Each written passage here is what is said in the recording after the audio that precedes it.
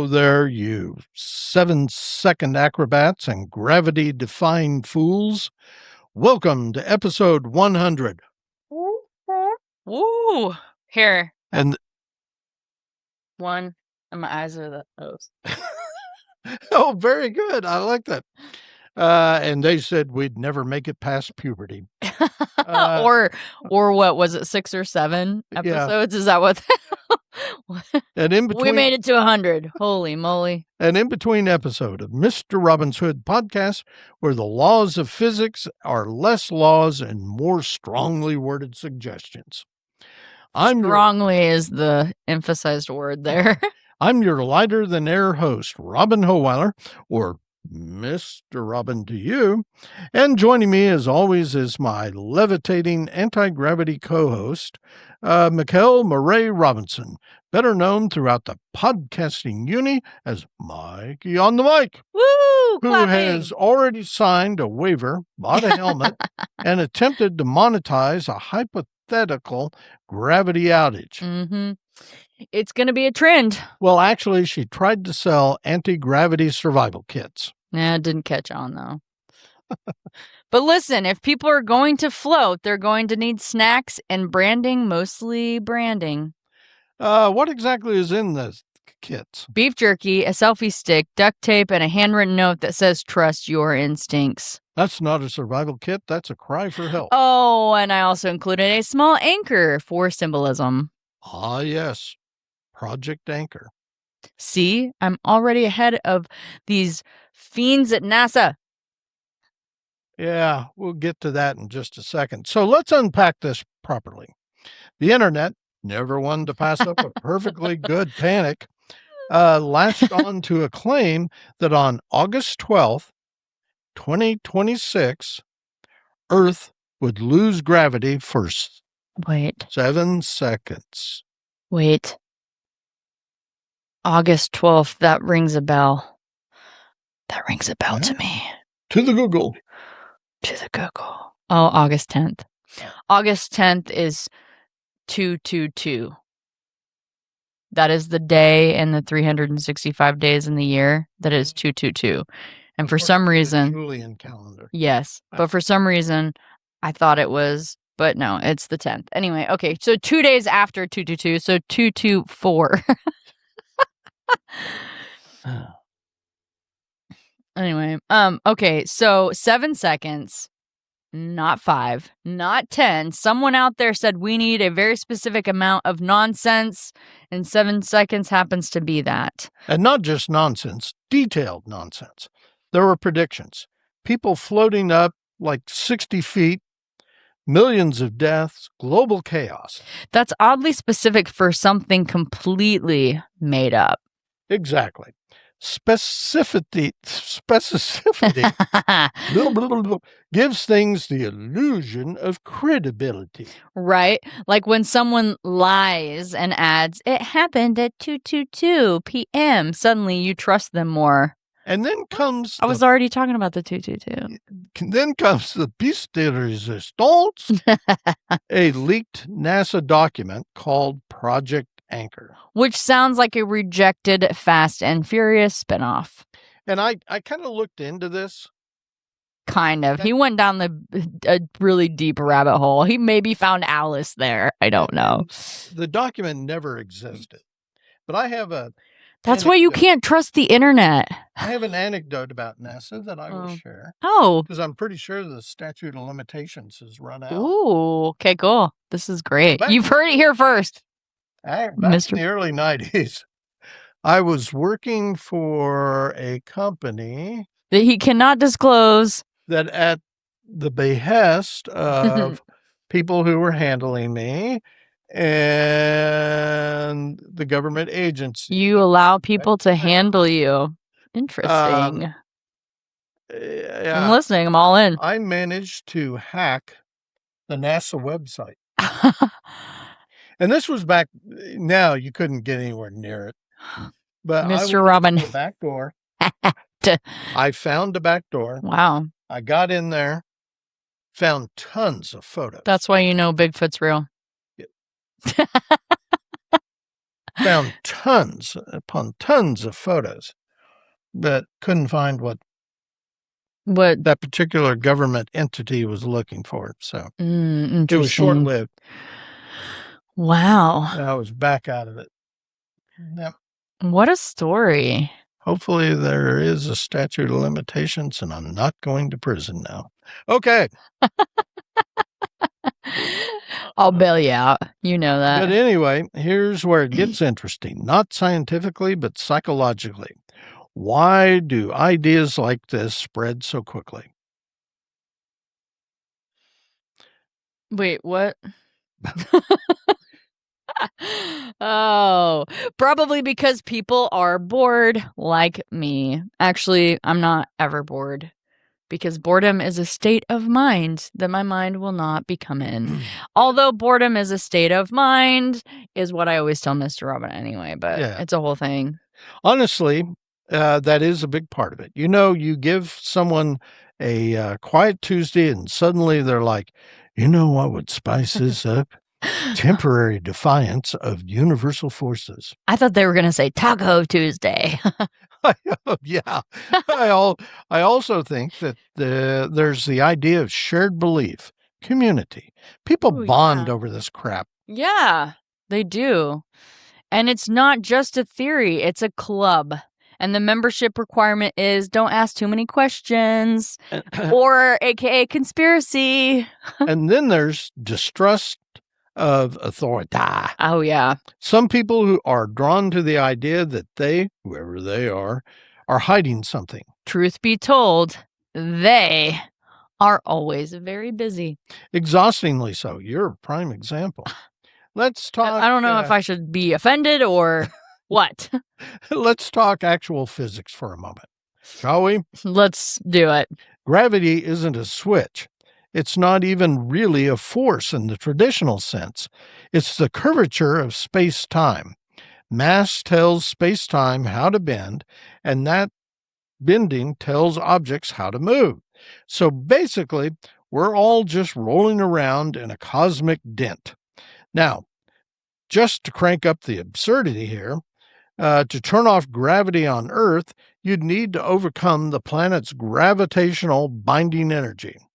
Which sounds like something you'd need a gym membership for, but also in your whole chat about that, and you said that mass tells space-time how to bend. It reminded me of that song by Sublime, 40 Ounces to Freedom, when he says, and life is one big question when you're staring at the clock, and the answer's always waiting at the liquor store, 40 ounces to freedom, so I take that walk.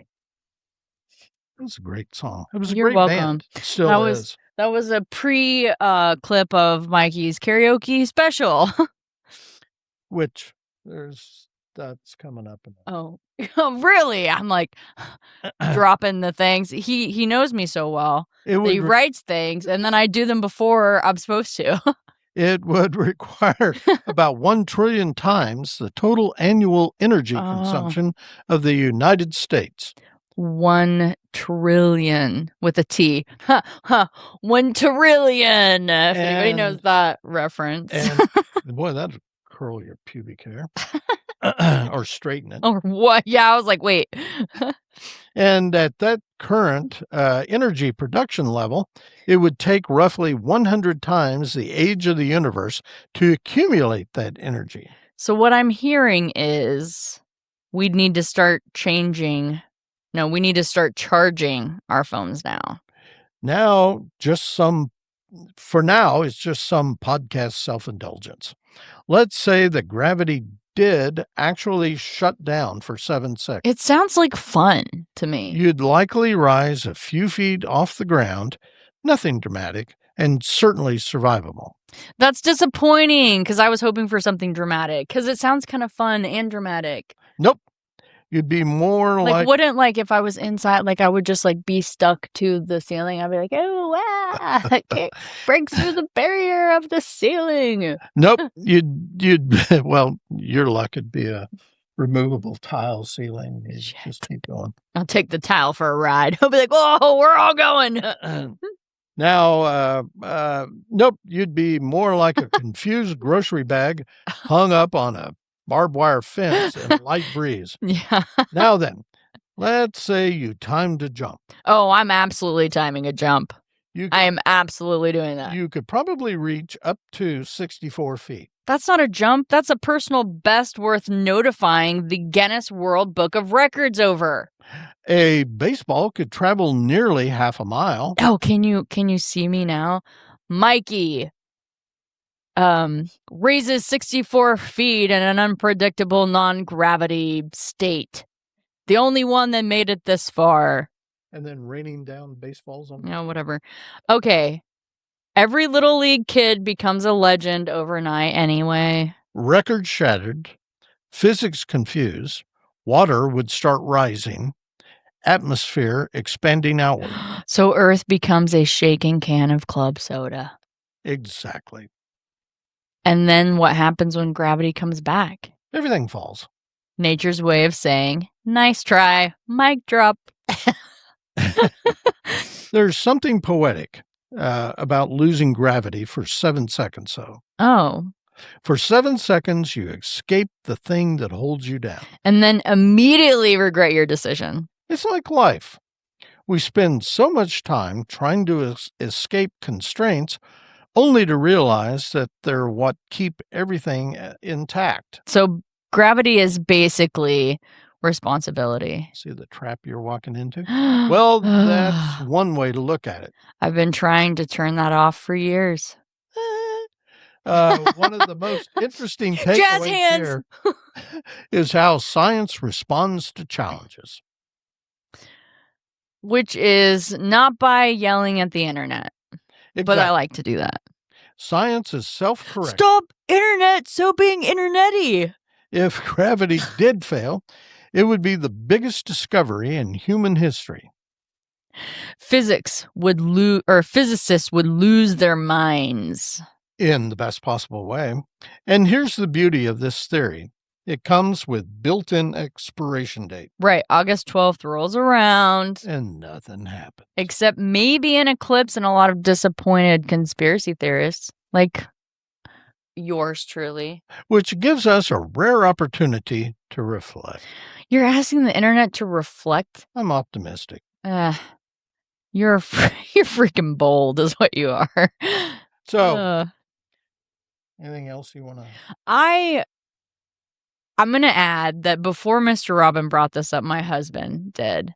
He was telling me all about it. About how we're going to lose gravity for 7 seconds and blah, blah, blah. And, trying to wrap my brain around that. I was just like, this, everything that the internet really has said about, like, situations of the earth and such universe never happen. They never happen. You know what? I'll be happy if it happens because I'm taking a 7-second gravity ride through hell and I am going to live through it. Because as my favorite poet, Charles Bukowski, says, I'm going to butcher this without it saying, but you have to walk through hell first or something about the fire. Damn it. Hold on. We got to Google it. To the Google. To the Google. Let's see. Charles Bukowski. Walk through a fire quote or whatever it was. Okay.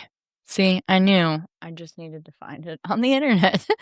He says, and I quote, "What matters most is how well you walk through the fire." And by fire, he also means hell. Anyway, there you have it. So bring it on. When I did this, I left out the time. Oh, it had a specific time. 8:30 our time. 8:30 in the morning. Mm-hmm. So we're going to wake up and start flying first thing on August 12th, baby. So everybody go out and tie your car down. Tie it down. On the 11th. Go sit in a chair inside your house. Mm-hmm. Just sit there like this. Here it comes. Here it comes. Here it comes. Wait, it didn't happen. And when it doesn't happen, I'm going to be like, psych! Told you so. But anyway, it does happen. We're so screwed. And I'm getting into the Guinness World Book of Records. There you go. That's what's going to happen. So Okay. So we hope you peeps conveniently listening at home or in your car enjoyed that. If you have any questions for Mikey or myself about today's episode or any other darn thing, you can email us at mr.robin@mrrobinshood.com or Mikey at mrrobinshood.com. And by the way, why is it that I get all the sales pitches at my email and you actually have human beings emailing you? I mean, the most obvious thing I can say is I have tits, but I don't know. I could be wrong. I mean, who would you rather email, him or me? Definitely me. I know. But you're the one with the money, so that's why the sales pitch. And more about Mr. Robin. He's the one that makes the financial decisions in this two-team hoodlum renegade here we've got going on anyway. Also, you can find us on Facebook at Mr. Robin's Hood Podcast. Follow us. Follow us, please. Follow us. As always, you can also reach out to Mikey or me via Podophone at 580-827-1113. Maybe you just want to get something off your chest, or you're feeling some butt pain because of something we said during a podcast. Maybe you were offended because I said you email me because of my tits. But I'll forward it to Mr. Robin. He'll deal with it. Give us a call. Unless, of course, you're the person, entity, whatever, with your finger on the gravity switch, in which case you'll want to contact Mikey directly. You can leave a voicemail. Text us if you have a question, concern, complaint, compliment, suggestion, whatever. Just don't be a dick about it. Or do. I like to add that sometimes. Or do. To her. At 827-1113, please. In the meantime, tell all of your friends to listen to this podcast as though their lives depend upon it. As always, you can stream or download episodes of Mr. Robin's Hood Podcast wherever you usually find that sort of nonsense. We're on iHeartRadio, Amazon Music, the Podbean app, Apple Podcasts, Player FM, Listen Notes, and Podchaser. You can also stream them directly from our Podbean website at mrrobinshoodpodcast.podbean.com for free.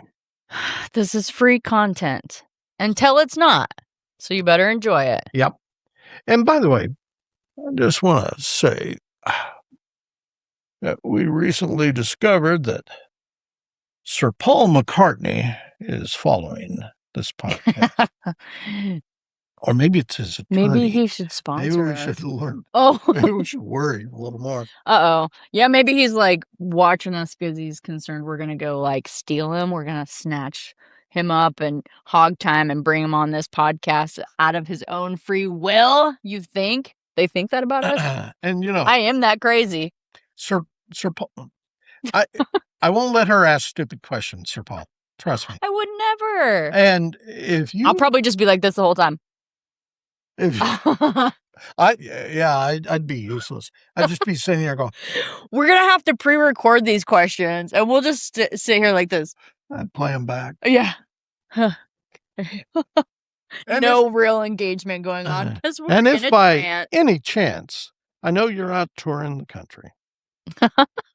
Any chance. But you should come to Woodward, Oklahoma. You would like to do, some good for a really great kind of ancient venue. Oh, yeah. Come to Woodward, do a show at the Woodward Arts Theater. We've got people we know there that can make this happen. We can get you in. Don't worry about it. Yeah, we'll get you in. And we'll the only thing we insist on is we get backstage passes. Exactly. Right? And a picture. So please, give it some thought. Please. We beg of you, Sir Paul. Okay. Enough ass kissing. So we'll close now, right? Yeah, by reminding everyone, as we always do, to stay hungry, stay foolish, and most importantly, stay weird. Bye.